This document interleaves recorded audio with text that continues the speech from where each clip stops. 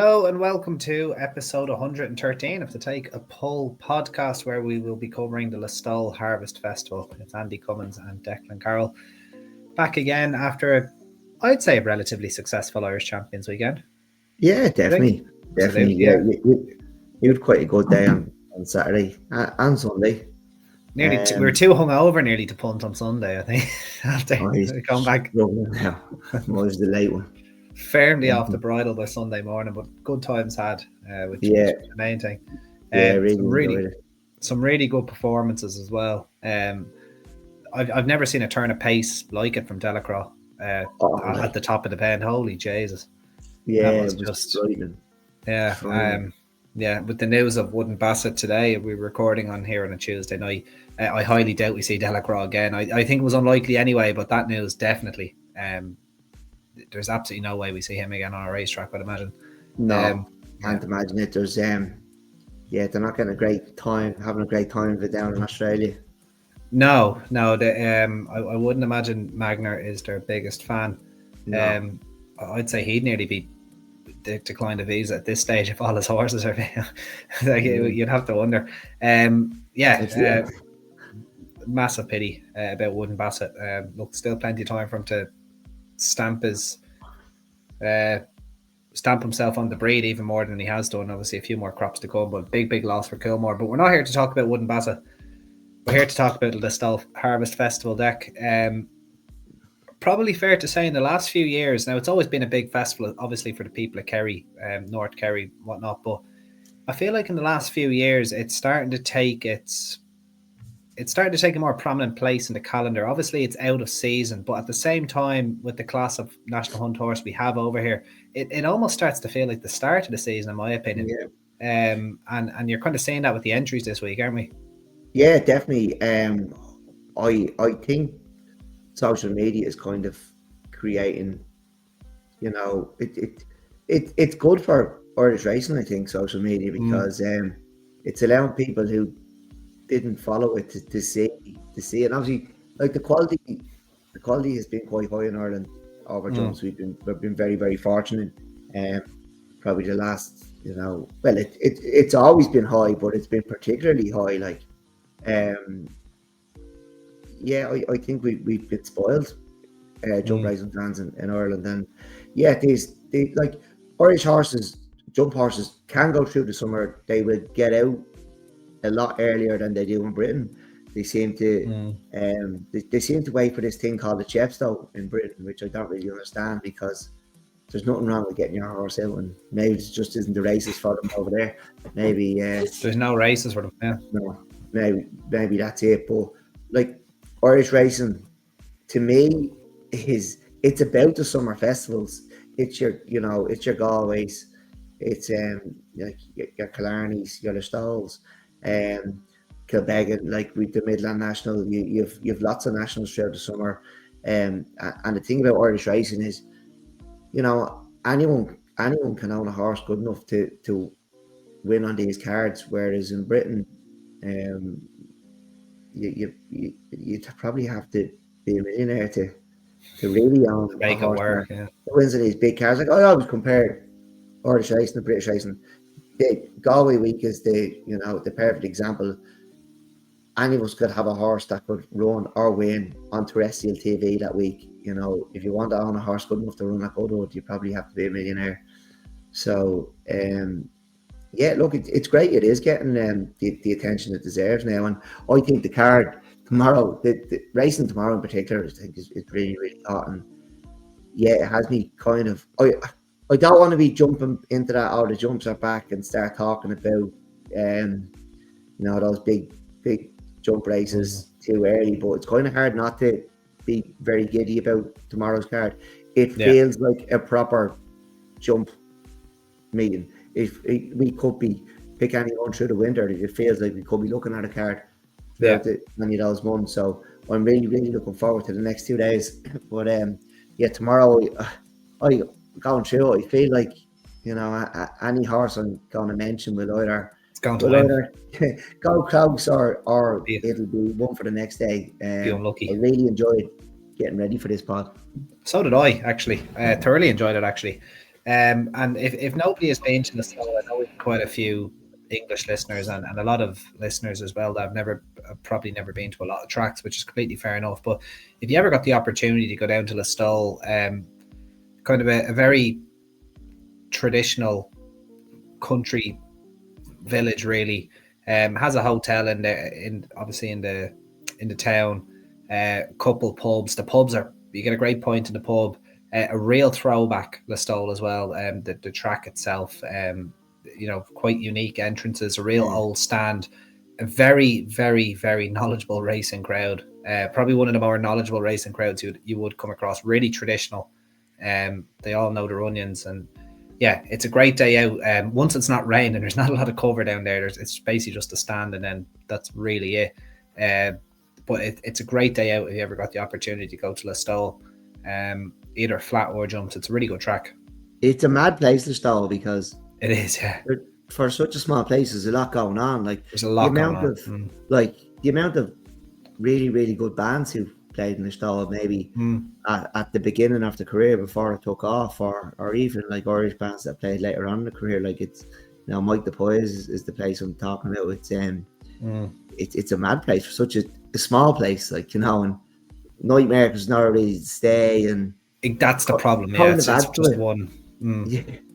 Yeah, there's one hotel, and then you're outside the village or the town, and so. Yeah, exactly. Like, and you're down country roads. It's not that easy, but it's there's a few, like, Thurles is not unlike Listowel in a way, small little place that was the third biggest stadium in the country, the dog track, and hopefully a race course. Hopefully we hang on to it, but yeah, there is some mad places in Ireland, isn't there? There is, yeah. What a country.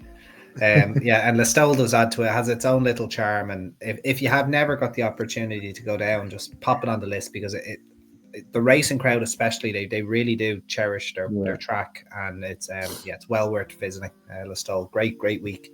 Not just this week, there's obviously other weeks throughout the calendar, but look, enough about praising Listowel. We're going to cover its excellent card on Wednesday, starting off at 2:05, the McSweeney brothers Maiden hurdle. It's over 2 miles, and look, this wouldn't be out of place in the winter months with the two we have at the head of the market.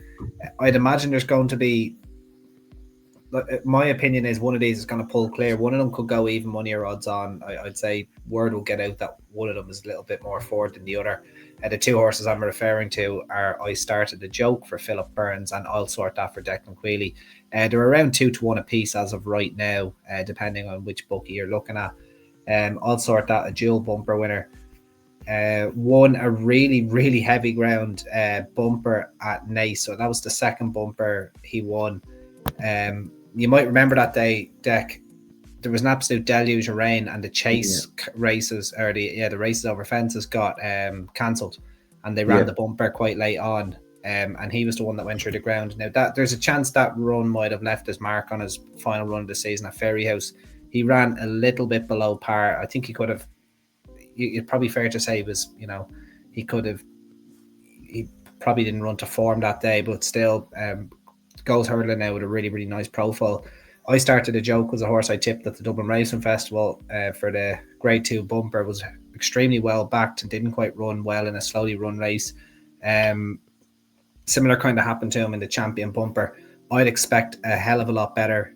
He beat a horse at Limerick called Road Exile in December, and that's a horse I rate extremely highly. I think he's a horse that could, win some serious races over hurdles this season, and probably more about him when we get into the kind of winter cards. But I really do think Road Exile is a very, very nice horse for the winter. Probably a little bit under the radar now for Gordon Elliott, but it's these two, Deck. I imagine. I don't think you're going to be tipping anything else in this race, but who do you like? No, I won't. And that bumper I Started a Joke at one at Christmas and it is working out quite well. You mentioned Road Exile, who's been bought by Jigginstown. Since look, what was he beating 11 lengths at Cheltenham? He was. I'd never begrudge a horse for not running well in the Champion bumper at the same time, though. I don't think that's not running well, Andy. I think the bumper form is better than it is a lot of years. Okay. And look, I'll sort that. Has 1-2 bumpers, big strong link at Nace that day that you mentioned when there was a lot of rain, 4-runner race. Strong link is quite a nice horse, won at Galway. He did, yeah. I'm not sure what the plan is with him, but he'll be targeted on nice enough races, I'd imagine. I thought that was well held by Sartudo at Ferry House, but he was only beaten 7 lengths at Cheltenham, and he's gone and franked the farm there at Ferry House at Easter. So that's what I mean about that Cheltenham farm. Like, it's, there's something to work on with it there. Anyway, I'll sort that as a 5-year-old, and look, I was there that day at Nice, and just God love you. Lucky you didn't drown. Yeah, I know. We're wild now. I was there that day. He's only a 5-year-old. He's a year younger than I started the joke, and I really, really fancy him. I think he's a right one now, and I know the form's working out well from Limerick at Christmas, but I go with the younger horse, Andy, as I often do. As you often do, absolutely.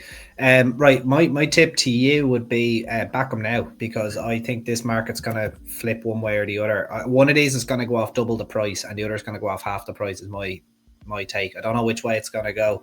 It's likely I'll sort that is going to be the one that's backed, and I started a joke might take a little walk. If money came for I started a joke, you would have to be pretty confident given the yard it's coming from. I think they're both very nice horses. I think both win plenty of races. I can't really split them on here. If gun to my head, I would hope that I started a joke is the one that's going to have the market confidence behind him, because I just think he's a really nice horse. That Limerick bumper has stood out to me. I don't think he's got the opportunity to show his best in some better bumpers to date.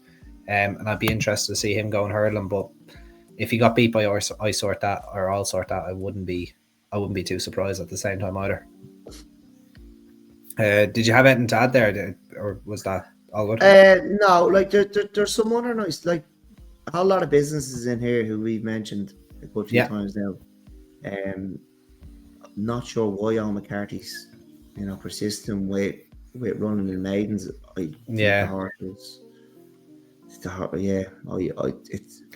not what I'd be doing, but I hope they don't kind of leave a career behind in maiden hurdles, because the horse definitely has ability, and there's some wins in the horse. But look, it's probably going to be, as you said, a nice enough maiden for this time of year. It's interesting to see Bet365 have, I'll start that favourite, but Paddy Power is the other way around. So yeah, just back them both. Even money on them both nearly. One of them is going to go off significantly shorter. The other's going to probably double in price. I die on that hill, but we will see. If I started a joke, if he holds his odds around 2-1, I could be tempted, because I think he's a very nice horse that hasn't shown his best yet. But look, there's better betting opportunities over the Wednesday and Thursday that we're going to be covering here. The 240 is next, the Seamus Mulvaney bookmaker novice hurdle, and this is probably one of the big first hype horses of the season. Davy Crockett by Camelot out of any power, bumper winner, then won at the Galway Festival. Seemed to be a little bit green at Galway, but still got the job done. We just have the classic winner, Sonny Boy Liston, in here at 5-1 as well. Great to see him back again. And then Le Note Verte, who disappointed the mare by Australia. She had disappointed at Galway. I suppose Captain Ryan Matt off 117. You would expect her to be a better horse in here. Arch Empire rated 124, but has had plenty of goals now for Jack Kennedy and Gordon Elliott in comparison to the others.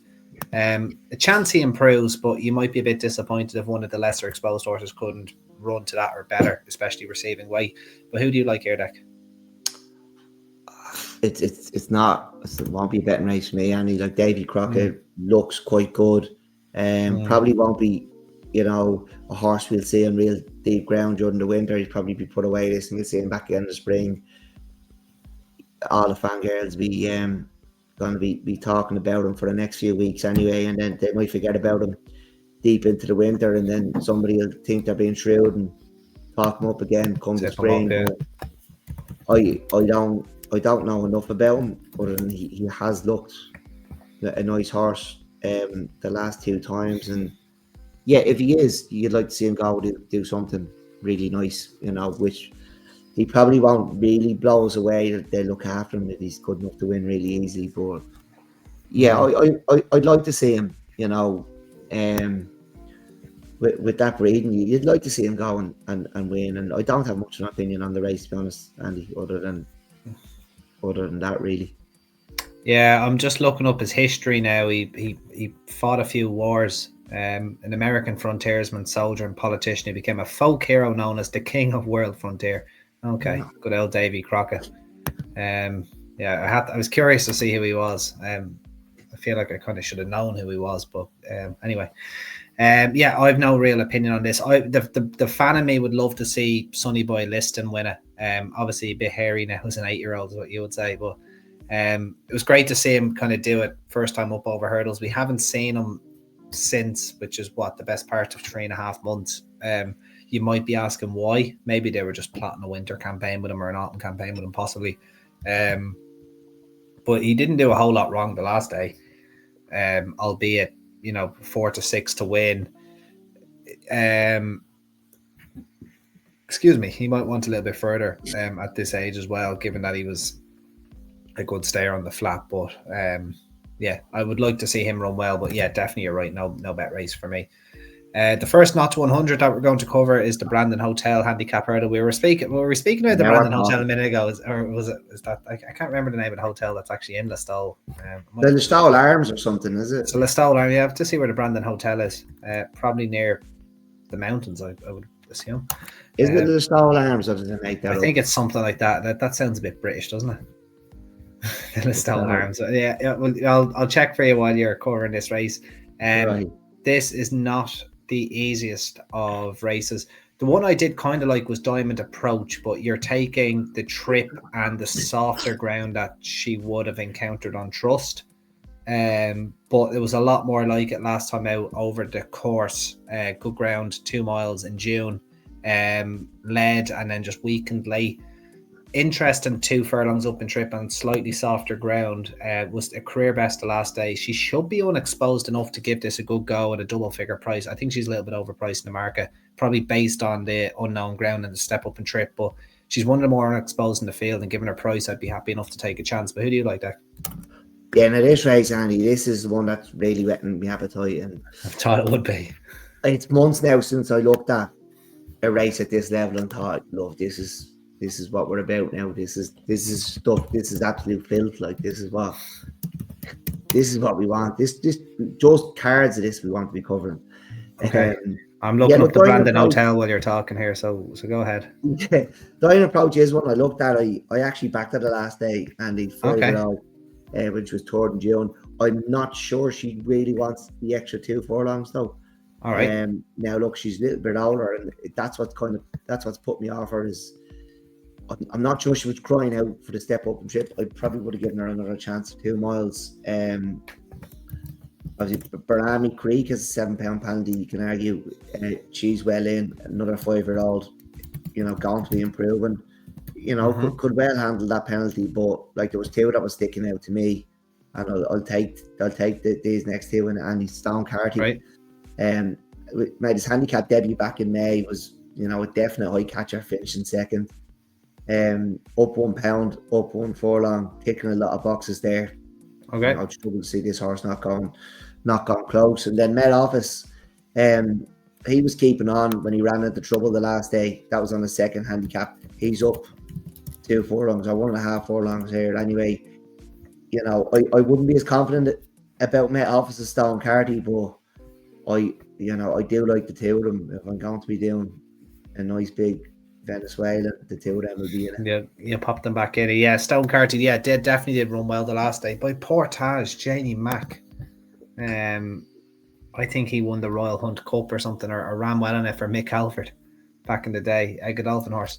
Standing for £800. Look at that. Unbelievable.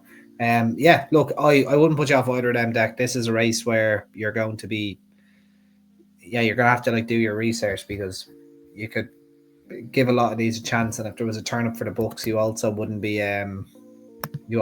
too surprised. For anyone wondering, the I'd Brandon be Hotel. surprised now, Andy, if these two don't build the Oh, first big really? day. Okay, well, yeah, trust you to say that. I'll take a chance on Diamond Approach. I understand about the trip and the ground, but I think she should have a bit more to offer. John Shinnick taking off 3 as well. She's possibly a front runner, which usually works around Listowel more so than the flat than the jumps, but it can work well on the jumps. But yeah, I'll take a chance on Diamond Approach. The Brandon I think she Hotel was deck a is steal in price Tralee. the last day. I think she was outrageous price the last day. She might have gone off shorter, but I think when she opened, it was I think it might have been 50 to 166s or something. Yeah. Okay. Um, Interesting. Yeah, I'll have 20 a to 1 quick she look. went off it. Yeah, she was definitely bigger than that. I'll try find it. I'll get it here. Oh. Morning price 33s. Okay. You might have got bigger in places, but I'm not saying they fancied her the last day, like, but she did shorten, but I'm not sure she's crying out for the extra 2 furlongs, and that's the only thing that's put me off. I would have given her another go or two, but if it was 2 miles, like, she'd probably be top of my list. Yeah. Okay, fair enough. Yeah, as I said there, Brandon Hotel in Tralee. If you wanted to know, looks all right as well. Probably it's a bit of a drive out to Listowel, but that's what you probably have to do if you want to go to But I Listowel. think that's where a lot of people stay. Actually, it's Yeah, it's about half an hour away though. It's yeah. If there's a bus or some sort of transport, good old town Tralee as well. So, right onto the 350, which is the Devon Inn Dan Sheehan Memorial Handicap Hurdle, over 3 miles.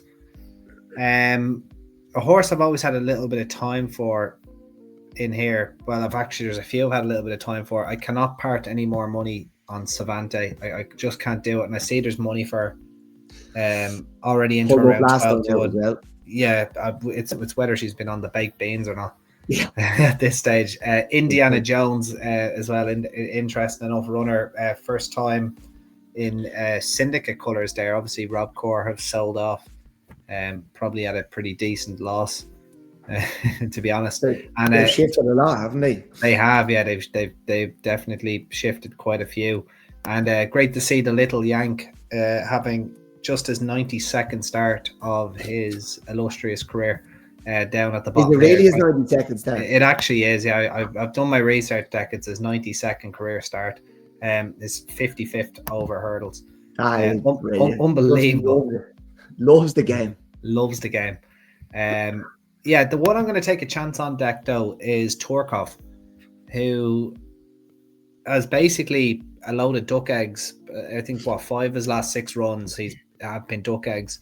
But in between all of that, ran really well on yielding to soft ground at Navan off 114.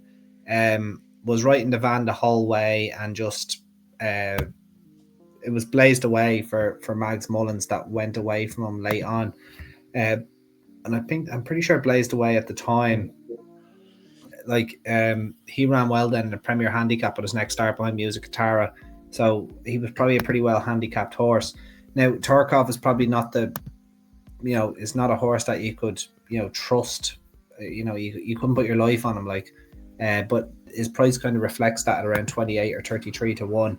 I just thought at a track that kind of favors prominent runners, he might be worth taking a little chance on. I think he's better than what he's shown, but it's only a speculative each way bet for me on Turkov here. But who do you like?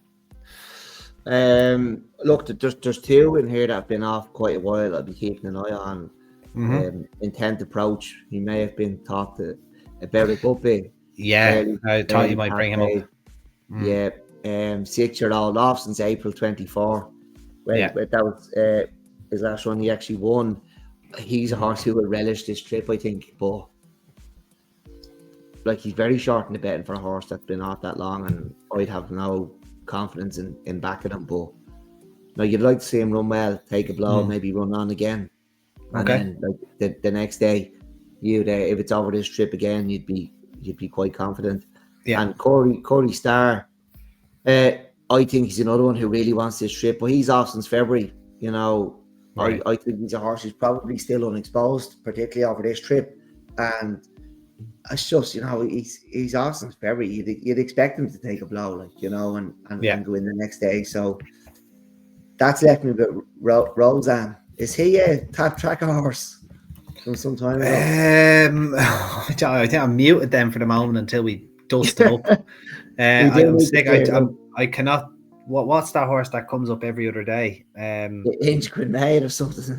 Yeah, the funniest was the one that ran at Dundalk, the 3 mile chase tag. But was there a Mick Winters horse that you said would improve for a fence? I can't remember. Juno. Yeah, always popping up. When's Juno running? There's Irish racing. Roseanne. Is it Roseanne? Roseanne. Yeah, Roseanne. Yeah, his one, Owen Doyle. Yeah, that makes sense. Yeah, Roseanne. Yeah. 5-year-old. Look, he won 4 on the bounce over hurdles. You know, when he was running over hurdles, he'd been running over fences on the flat since his last win came off 118. His last run came off 100, or his last run over hurdles came off 123. That's the mark he runs off tomorrow. He's won over 2 mile 6.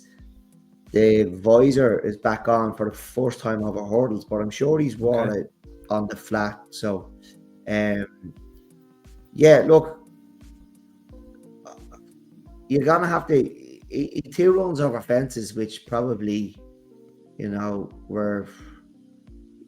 Look, they weren't great, but he had an okay run on the flat recently. And it's not often I would be talking about a horse who's won 4 times over hurdles, you know, 4 on the bounce. But he's only a 5-year-old. Like he's done an awful lot in his career to date, and like he could still be improving. He hasn't an awful lot to find. £5, to like he's £5 above his last winning hurdle mark, so it's not a huge amount for a 5-year-old to find. No. So stepping up to 3 miles, I'll give him a go. He's a big price, so he's definitely worth it in each way bet. But look, I'll definitely be keeping an eye on Intended Brooch and Corey Starr. I'd like to see them travel well. Maybe just take a blow and run on again. Corey Starr could be one to run into a place. Nice. But yeah, I'll take Roseanne at a big price. Roseanne at a big, that he is a big price. Yeah, 33 to 1, and then Turkoff at a similar price, 28, 33 to 1, depending where you look. But might do a forecast there and try and retire, pay off the mortgage. Right, 423 is the Guinness Kerry National. What a race this is. Really exciting. Won in such unbelievable style by Flooring Border last year. Hopefully he comes back and shows a little bit of his old self after an injury, but that was pretty scintillating last year. There's nothing of that quality in here this year. The weights are headed by Pied Piper, who I think I said this to you when he was winning novice chases in the summer deck. I can't see this horse getting involved off 150 over fences. Not in this type of company. Monbeg Park, a horse that both of us, I'm pretty sure, have had a lot of time for in the past. Yeah. His tail swishing antics rubbed me the wrong way though a little bit. I do think he holds a little bit back for himself. I could be tempted into back and 3-card Bragg again. You know that. I know that. Will I? I don't know. And I'm going to make a bold prediction that French Dynamite, this is his preparation for the Munster National now that he's trained by Eric McNamara. He will win races for Eric McNamara. Oh, he absolutely will, but it'll be in Limerick though. And he's won that race with Real Steel. I think he's won that race more than once, but you'd have to be confident that French Dynamite, a bit of good ground at Limerick in October, which it can happen. It happened the last 2 years. Yeah. It was like a road last year. It was like a road last year. French Dynamite would love that. If it comes up very quick in that Munster National at Limerick, you would have to really fancy French Dynamite to go close in that, because he's on a dangerous enough handicap mark from running on pretty soft ground and in cross country chases. And then there's obviously the Company Sergeant, Spanish Harlem, Duffel Coat, loads of horses here that I've had a lot of time for. You ought to know, it looks like the favourite to me, he doesn't look cut out for a test like this after a couple of novice chases around Wexford.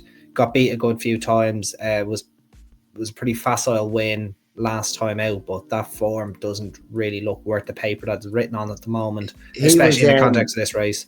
He was once favourite for the Supreme Novices after winning. He was indeed. He was. Yeah, I don't think he actually even ran in hurdles that season.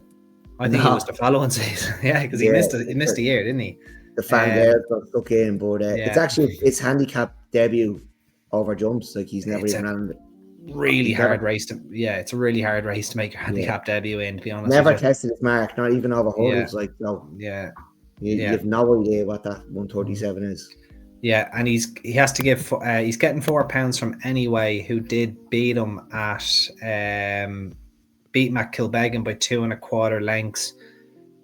I think he'd be now. Anyway, was also given him £2 that day, but that was due to rider claims. Liam Quinlan claiming 5, Sean Cleary Farrell claiming 7. I don't think that, what was it, 141 versus 137. It's £5, but I wouldn't be confident that £5 would be enough to reverse form between those two. I think Anyway's a better jumper. Anyway's a lot of experience in. Yeah, excellent. Yeah, excellent. Second at Cheltenham? Yeah, in a novice handicap chase. So like that, I would rather Anyway with those weights. But unsurprisingly, Deck, I'm going to be sticking with the company sergeant here. I'm a bit worried about the trip. I'd be lying to say if I wasn't, but I just don't think he showed his best in the Galway plate. He never got into a rhythm. I think this track is going to suit him a hell of a lot more, and I think he might be a slightly better horse going this way around as well. I know he's won at Galway in the past, but it was a smaller field in a beginner's chase. But I think he's a slightly better horse going left-handed. So I don't need to put much more explanation into it. I think he bumped into a potential Grade 1 horse in Jaguar at the Cheltenham Festival, and I'm basing my bet on that essentially. But who do you like for the Kerry National? Yeah, look, there's 2 in here that I'd give a chance again. That I gave a chance in the Galway play. Anyway, was one of them. And he fell earlier. I can't remember if he fell or unseated. 3rd or 4th, he unseated, Yeah, got early enough in the Galway play. Like the second at Cheltenham reads really, really well. It does. And then as you said, like he's really bumped into one at Cheltenham. Like Caldwell Potter has followed up with Aintree then, won really, really well. He's won his beginners, as you've said, and the other one is She Could Be Anything. She was a staying on toward the play, so you would expect a step up and trip to really, really suit her. She's been left on the same mark. 7th in the Irish National. I don't know whether she just didn't get home or it can be quite a rough race, but I think this is really going to suit her, and I'd probably have her slightly ahead of Anyway. But there's one that I'm struggling to ignore, Andy. Lecoq Hardy. All right. His only handicap start was of 133, £4 lower than what he runs off tomorrow. Now the furthest he's been is 2.5 miles, but he was staying on toward in the point to point over 3 miles. Now look, I know, like they all get 3 miles in the point to point because it's not real racing, and the quality's not as high. Well, I suppose you can be bumping into nice ones, and they are being thrown out as race horses to run the point to points now. But look, he wasn't staying on toward over the 3 miles in the point to point. He's only a 6-year-old. He could be quite unexposed here. You don't know how much he's going to improve for the step up and trip. You don't know how good he is. He's a horse I've kind of always liked, but yeah, that's like, I feel like She Could Be Anything is the safe bet here, stepping up and trip from that, staying on toward the Galway play. But I think Lecoq Hardy is a big prize here, and I'd hate to miss it. And, I think that's where I wouldn't be surprised if any of those 3-1 Anyway. She Could Be Anything, Lecoq Hardy. But if you're going to make me pick one, it would be Lecoq Hardy. I'd take the gamble to get home. Okay, Lecoq Hardy for a Deck, and then myself be the company sergeant. I should probably give a shout out to Spanish Harlem as well, who finally got his head in front last time out. I actually, funny enough that there's 3 miles, I do think it's going to be a little bit on the sharp side for him, especially around Listowel. But I would expect he's the type of horse I could see winning like a Paddy Power Chase at Leopardstown around Christmas time, or a race like that. He is still only 7. It feels like he's been around for a long time, but he is getting the hang of the game. I don't think, I just can't see Listowel suiting him, to be honest. I think he wants a bigger test of stamina. I could see him making mistakes around Listowel, but a race like the Tri-Town or the Paddy Power Chase is something that I think could be up his street in the near future. Right, the 458 then deck is the Ballygary Estate Hotel and Spa Mares Novice Chase. Jenny Mac, all these hotels and inns sponsoring the races at Listowel. It's better than saying, I suppose, stick your gambling company in here, have 50 quid on red, and explain it to the bank later. Handicap Chase. But anyway, it's this is a 2.5 mile Mares Novice Chase. Look, it's not the best race you're going to see. Are they those races are strictly for Saturdays? I think, Andy. Are they those? But the whole of Britain is watching racing. Yeah, probably. Unless it's or it's the all weather, which is basically every day in Britain. Exactly. Anyway, so this, I suppose I'm being a bit disrespectful to this race. It's not too bad. Zenta 7-4. Is it fair to say she's become disappointing though? Like at this rate. I'm bitterly disappointed. Yeah, I know you would be. Yeah. She's like, I really talked her up at Ferry House. I was trying to collect already, and she was bitterly disappointed. And then she got the Punchestown, and it was the same thing. Did she even finish the races? I'm not sure. No, she pulled up. She pulled up the last day. Like you see her at 7-4, and then Specular 3 at the Jigginstown mare. She's 4-1, but she's rated 19 pounds inferior. Like, if you're something 19 pounds inferior, there should be, that should be 7-4 versus 20-1, really. If you're talking 19 pounds. Now, obviously, the inferior mare comes in on, in much better form, but like that's still a big gap to break. Yeah, I was struggling with it earlier. Like, she's rated 140. She's 2-1. Like, in theory, if she jumps around, she wins. Like, but you just can't trust her. Like, she basically hasn't finished the last 3 because the race at Roscommon, she was beating the distance. Like, yeah. Like she was practically pulled up, you could say. So, look, I tell you what, Andy, I couldn't trust her. And gone through this race. It's not a betting race for me, but I'll have made so much money. It's not going to matter. Enjoy the dream. I'm not sure she stays well enough. I think she's quite nice, but I don't think she gets the trip. Former graded juvenile winner as well at the Ferry House. Grade 2 winner. Yeah. Like I was going through this, look, there's another one here, Cleon Ainra. Like nice enough horse, but none of them should be beating Zenta. And Zenta has won over fences. It's not like, it's not like she just absolutely despises it and she's never taken it. She has won over fences. So you're going through the list and you're like, oh yeah, she's nice enough. Yeah, oh yeah, one to follow. But it's really difficult to make an argument for one of them to be Zenta. But it's really hard to be confident in Zenta winning this race. I think if you're insisting on having a bet in this race, well, there's 2 ways of looking at it, isn't it? Like, you either go like 2-1 on Zenta, that's absolutely buying money, and you do some irresponsible gambling, which I am not advising, or else you take Zenta out of the equation altogether, pretend she's not in the race, and try to find the winner. And that's probably the best way to do it if you're insisting and have a small bet on something. But for me, I'm not smart enough to be walking a race like this out. Yeah, like you could definitely give a chance to my wee Bonnie Lass, who is a mare that I've had a bit of time for as well. Like, I'm a big fan of the Gavin Cromwell team in general. But well, he is your uncle, like, so. Yeah, exactly. She's gone well after a break. Like, she's won twice after a break. In a novice handicap hurdle at Gowan, and then a mare's handicap hurdle at Belliostown. And those breaks, basically 4 months. It's a similar enough break. It's slightly longer this time.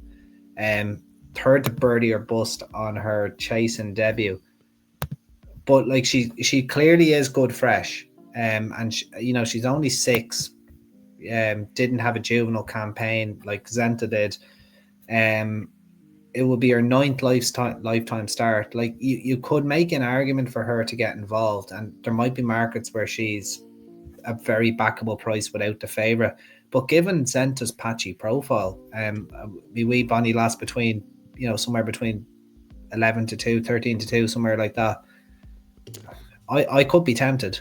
I think Zenta's probably a bit of an L one now, is what you would say at this rate. So, in the way she acts, so yeah, I could be tempted. I don't think you should be punting in this race unless you have a problem. And if you have a problem, you shouldn't be punting in any of the races. You shouldn't be listening to us in that case. Yeah, you don't have to punt in every race. Yeah, and this is one you definitely shouldn't punt in. Check yourself into the Ballygarry Estate Hotel and Spa. And look, let us know what you think is the winner of this race, because we don't have a fucking clue. Oh, very good. And with that, we move on to the Listowel Vintners Association flat race, a 2.5 mile bumper. Is this the bumper that was won by Pink in the Park and everyone lost their marbles, or was that a 2 mile? Might have been a 2 mile bumper actually. Yeah, I can't quite remember. No, she didn't win this, but Champagne Kid, Salvador Ziggy won this. All right, okay. Yeah. It's not the best of bumpers. Like there's slow bumper horses. Yeah, 2.5 mile bumper. Yeah. I see Ring of Kerry there seems to be a flurry of cash for him. Maybe it's because Patrick Mullins is booked to ride. That's into 92 now. I went through a few and couldn't be arsed now. Yeah. It's a watch it and maybe try back one to win the next day, but a lot of point form on show. Yeah, but like 5-year-old maidens, a few of them have ran on a lot of points. Like, I don't think this is going to be a vintage bumper. No, I agree. There was other races to spend me more time on, so I just kind of said, we'll move to Thursday. Yeah, now you could take a Rebel Buds if there was a gun to my head, like, given that Finney Maguire's been booked and has won last time out, but like it took him a lot of attempts to got off the mark, and it was a 5-year-old point, as you said. Like they're windy at the best of times, so probably a race just to head back to the village and have your Guinness. Right, on to Thursday then, Deck. The Buckley Argery New Holland Irish EBF Mares Maiden Hurdle. It's another excellent maiden hurdle. And Augusta Kate with 2 daughters in here. Amen Kate in the first time hood for Tom Cooper, and cousin Kate for Dennis Hogan. Nowhere on her race course debut, and might be one for handicaps, or might require a bit of experience down the line. Amen Kate will be right up the top of people's lists, as will Declan Quealy's Cargmoona Spruce, who had a really, really good bumper campaign, which accumulated in a win at the Punchestown Festival over Sholin, who won the Aintree bumper. So, and she also accounted for Amen Kate that day too. So I'd imagine she'll start favourite. I think Quealy's string, given we had a really good winner in the Novice Chase at Galway a few weeks ago, with our lad, the Chaser Deck. Oh my God, why am I forgetting his name? What was it? The Declan Quealy juvenile, or the hurdler. Oh my God, how have I come? I'll catch it now in a minute. But Cargmoona Spruce is probably the one you're going to want to be with here. But who do you like, Deck? Yeah, she's the one I'd be with. She might have been my only winner of the Punchestown Festival this year, which is probably something I shouldn't be saying if we're trying to get new listeners to the show. And we're honest though, that's why people like us. Yeah, we've a good run through the winter. you know. But yeah, look, she reversed the form with and Kate at Punchestown. She was taught to Bambino Fever at Leopardstown. She's, you know, she has finished ahead of Switch from Diesel, and then she's been beaten by Switch from Diesel, and she's held that form behind her. Switch from Diesel is I think she's quite a nice bumper filly. She's dead in bumpers longer than I would have kept her in bumpers, but I believe she's also skilled well. Like, she's one you could, you know, you could really keep on side going hurdling this year now. Because it looks like she's improved past Carrickmorton Spruce and held that form. And I really, really like Carrickmorton Spruce now. I think she's the right one, and I think she'll win this. Yeah, I agree. I think she will win this too. And it was Rocky's Diamond, obviously, duh. I suppose that's what happens when you record post 10 p.m. And you've had a long day of work. These type of things can happen. But yeah, I do agree. Carrickmorton Spruce, the one to be with here. She's better than even money, which I think she will be. Yeah, I think she's the one we'll be getting stuck into on this podcast.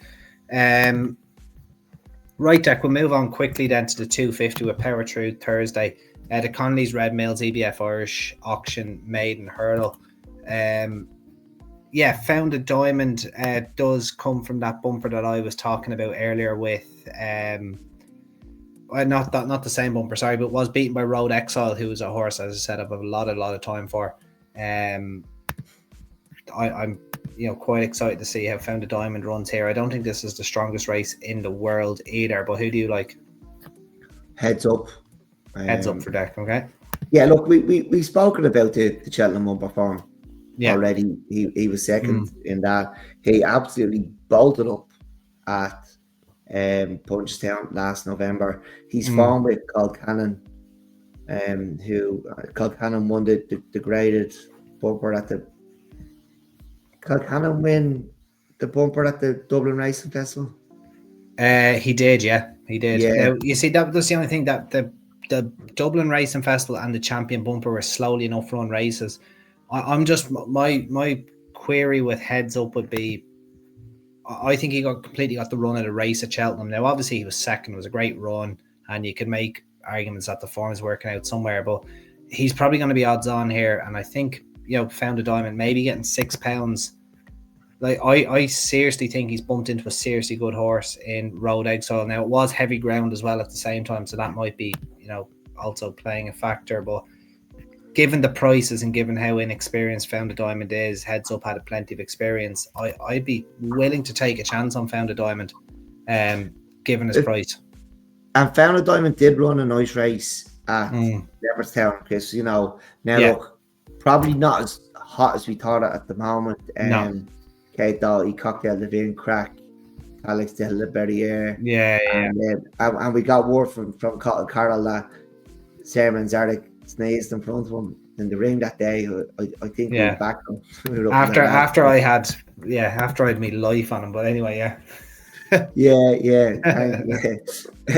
did give us a shout now, to be fair, but if only you got there a bit earlier and heard him sneeze. We could have had a party. Yeah, we do appreciate the show. Oh yeah, look, Founded Diamond he's definitely a nice horse. But look, Heads Up, I know, like, he won by 30 lengths or something in November. Like, he's clearly a nice horse. He's clearly got loads of ability, and I see where you come from and Founded Diamond, but I do really like Heads Up. Yeah. Well, yeah, I'm just going on a price point of view. That's all. I think if we have a look at what do you think? What are you thinking? Oh, geez. Heads Up. Yeah. Like I'd be saying like 4 to 7. I'd imagine. But that's what he is on the tissues, yeah. Yeah, easily. Yeah, no questions asked. I think 4 to 7. You see, I was expecting that, and then you'd be probably getting Found Diamond maybe like 5 to 2, 3 to 1, give or take. 12 to 1 on the tissues. He's not. Jesus, shows you what I know. There's absolutely no way he'll be 12. I'll be having a bet if he's 12 to 1. Like. There's no way, Well, unless look, I people could be think persuaded. Watchful Protector, because he's in the magic colours of Paul Byrne. 40 is the one, Watchful Protector. He'll click his heels 3 times and switch into Yeah, JP you have McManus the for another man's £1 million, room but like. and L'Evangeliste. But who L'Evangeliste? Yeah, but like the man was trained by, like we've talked about Conor Murphy as well. First time cheap piece was rated 110. Like he's just not winning this. Like it's a disappointment. The man's room. Oh jeez, And he's on the 4 potato waffles. He's rated 110. Like you'd be. I know it's a median auction in September, but like there's horses here with bumper form that you would be disappointed if it didn't eclipse 110. So, and you've Chichester Park by from Tony Martin. Obviously, he must be a nice enough horse, but again, Ross has gone down there with a big team as well, and like he's. I'm not. Is he in a bit of form? Look, he the winner of the league weekend by the same token came as a bit of a surprise, but yeah, he's gone down there with a nice enough team, and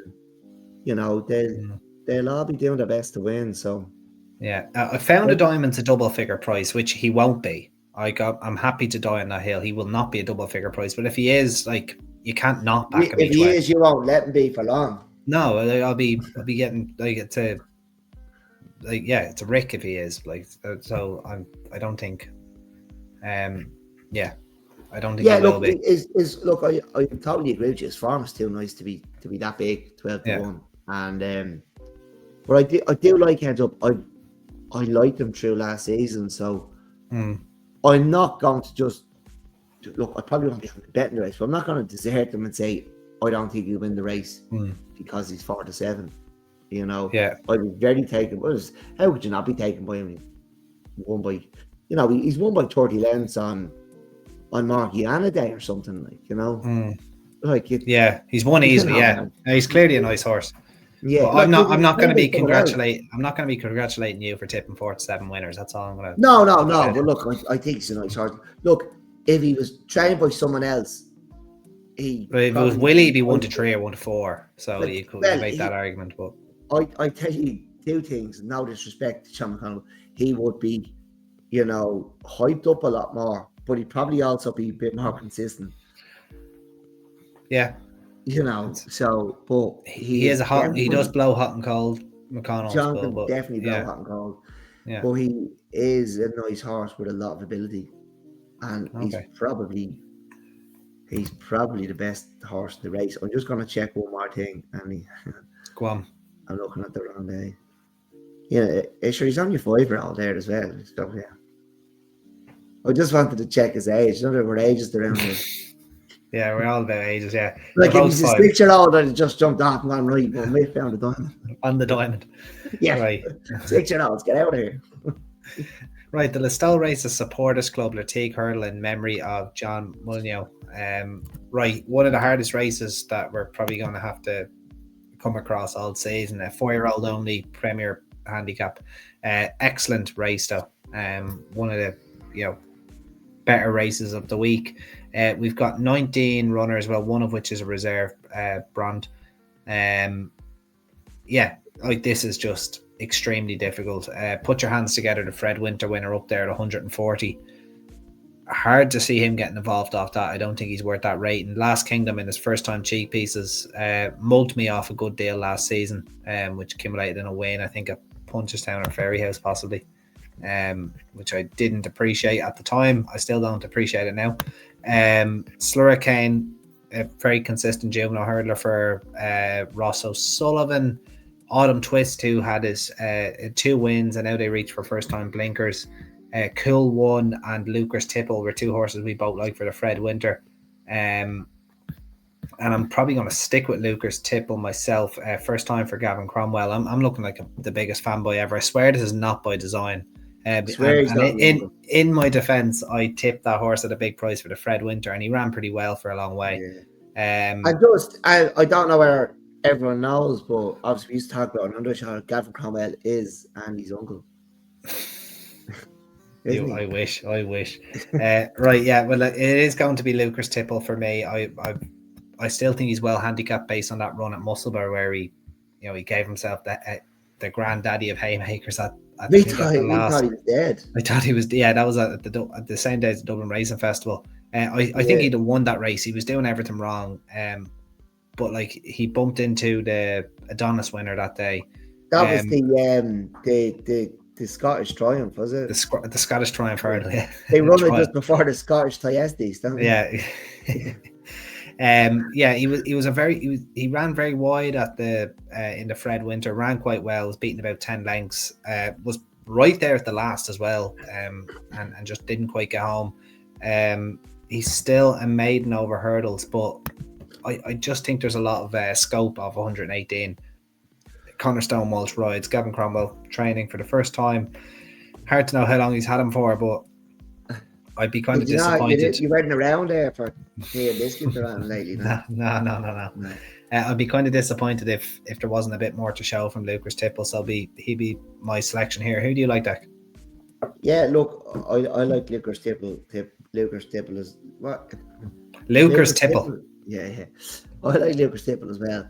And I actually didn't realise he had gone to Gavin Cromwell when I was there. So that's not the reason I'm putting him up for. I liked him last year because I have, for the division I used to detest, I've begun to love it now and appreciate it a bit more, yeah. Publicly love it. And I do like following the early season 3-year-old form, and I think you can find a bit of value going into the Fred Winter then, because people will forget about them. A lot of them won't see heavy ground during the winter, and like a lot of the form, like we've seen Nürburgring out early, Lucas Tipple showed some of that early season form. I think you can, you watch it closely and don't forget who they are during the winter. Just keep them on side. Yeah. And you can get nice prices, nice horses going into that Fred Winter. But yeah, look, put your hands together. Struggled at Galway. He, as you say, he's running off 140 here. Lucas Tipple has 11 lengths to find with him on that run in the Fred Winter. He got £7 from him that day. He gets £22. It's insane, isn't it? Yeah. He's reversing that for him.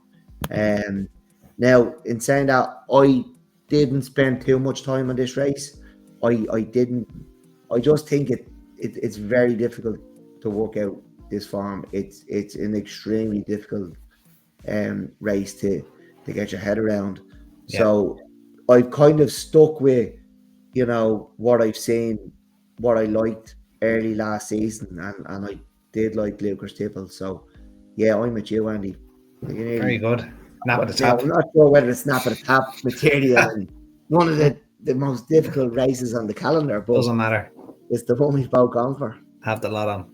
Look, I think that 11 lengths can be marked up as well. As Lucas Tipple had such a wide trip in the Fred Winter as well. Like, he was the widest horse basically the whole way around. And I think if you freeze it at the last, I can't quite remember it on memory now, but he jumps the last basically where maybe a little bit behind Put Your Hands Together, but he's definitely turning in at the same stage as Put Your Hands Together. He's ran a pretty remarkable race in my opinion, given how wide he was. And yeah, I think he will reverse that form at the bare minimum, and he has to have a great chance on Thursday.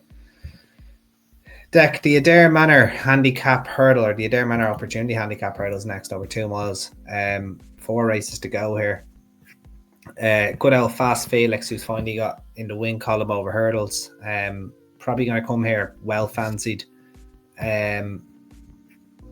I'd imagine he's the one you start with. Kilbarry CC, who was one that has been backed a few times.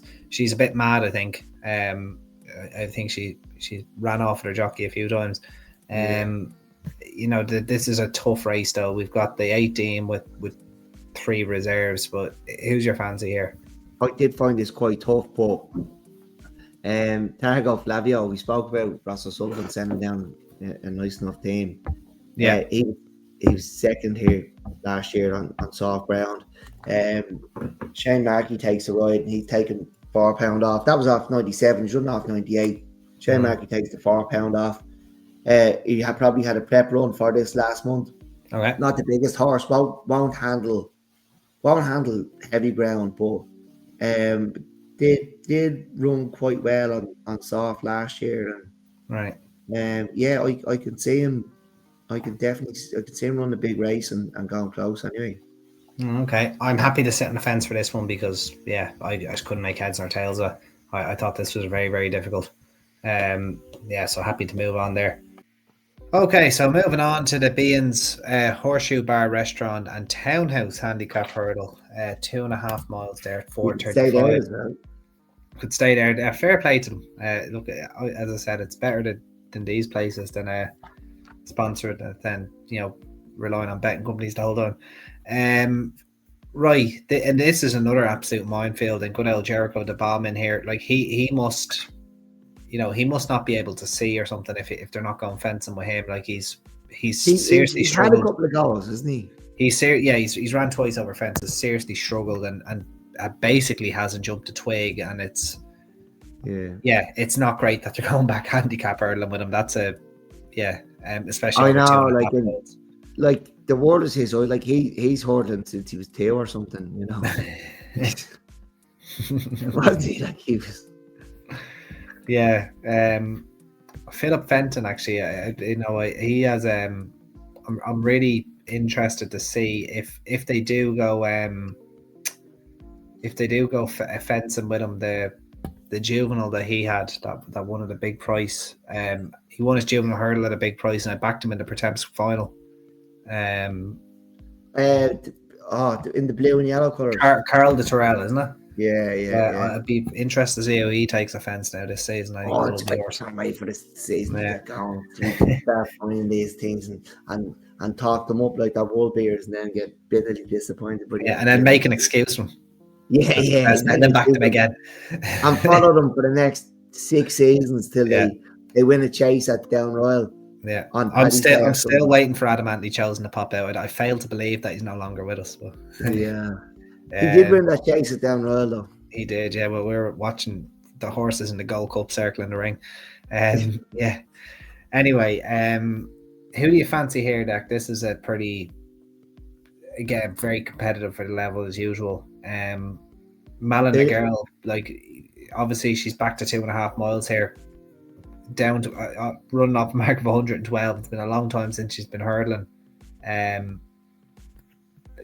She could attract a bit of interest, but she has blotted her copybook off this sort of rating in the past over hurdles. She's a much better chaser. Yeah, she's one of those, isn't she? So who do you like anyway here? I landed on club manager, Jesus Rossby, nearly champion trainer after this week. Okay?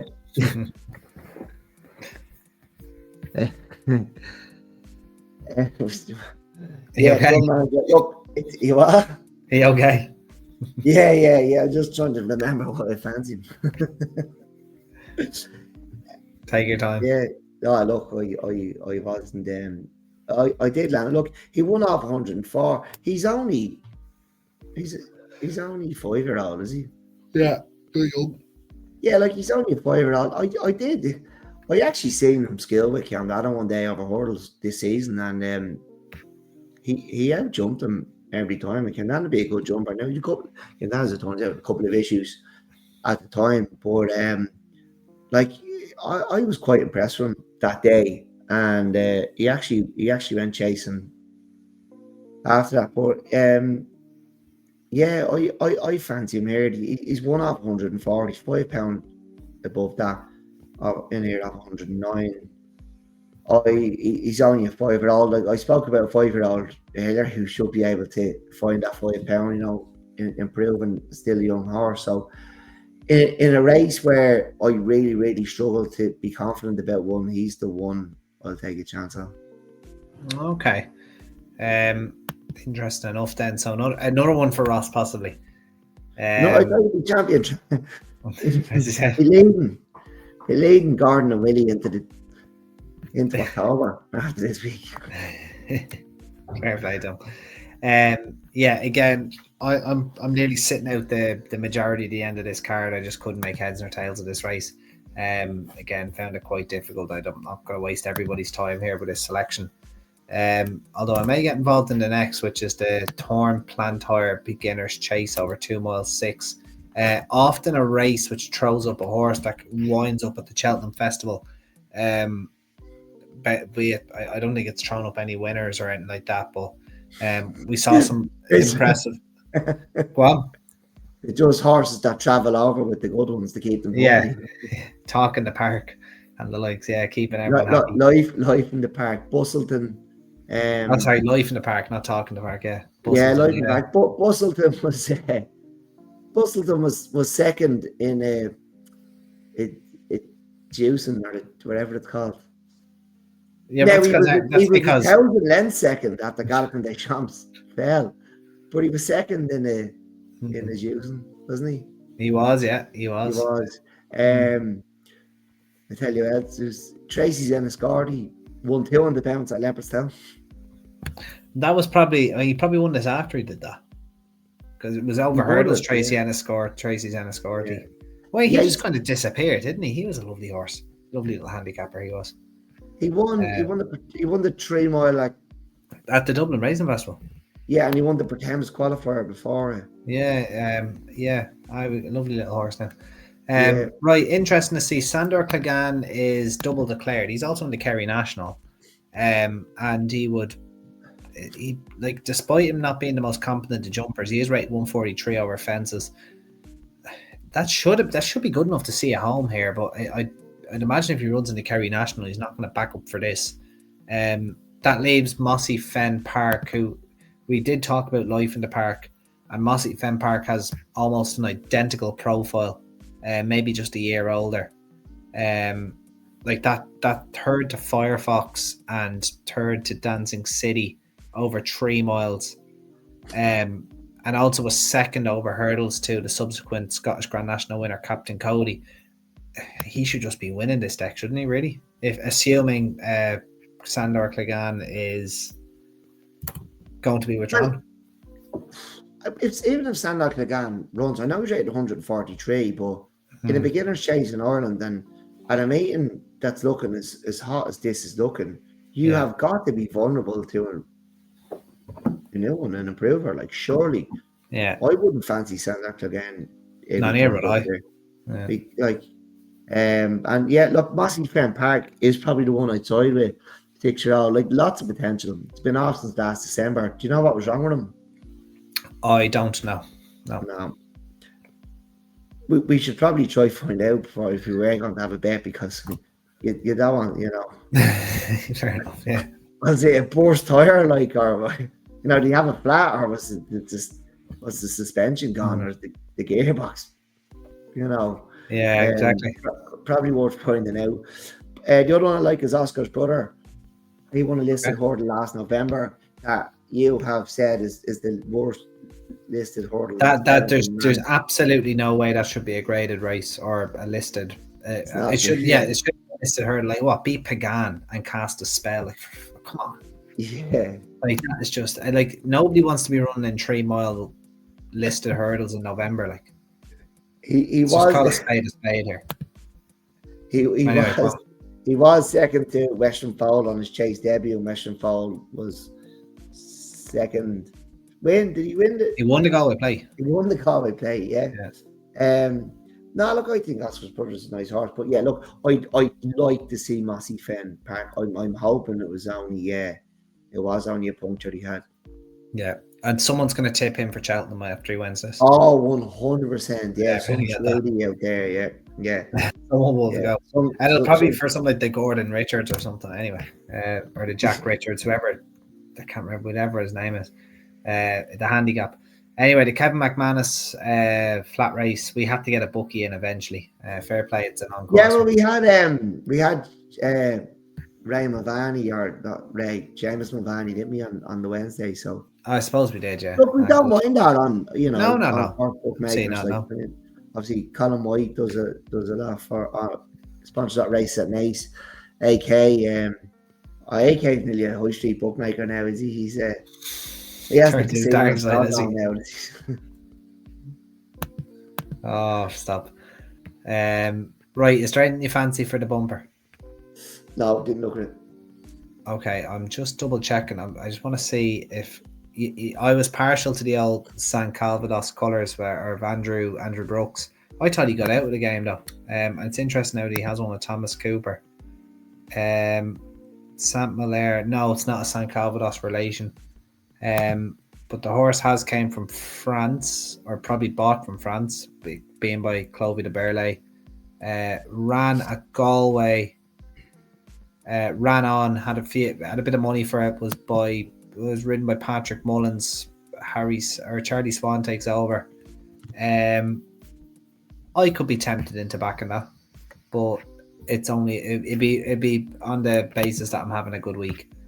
But yeah, definitely has a profile of a horse that could improve. Right, that brings us to an end of our Wednesday and Thursday coverage of Listowel. Napa the Tap Den deck is probably I suppose are we going with Lucas Tipple, are we? Like it's up to you. I definitely fancy him more than you do, what it sounds of it. Well, no, it's not that I don't fancy him. I didn't give the race enough attention. I don't want to be unfair to the listeners and say, well, our listeners are grown up. I didn't go through the race, as in depth as I went through some of the others. Like, I tell you what, like I'll probably be, tomorrow I'll be looking at. I'll sort that Stone Carty, Roseanne, Lecoq Hardy. That might be, if I was to pick one in each race, it'd be my multiple. But I'll throw some doubles in there.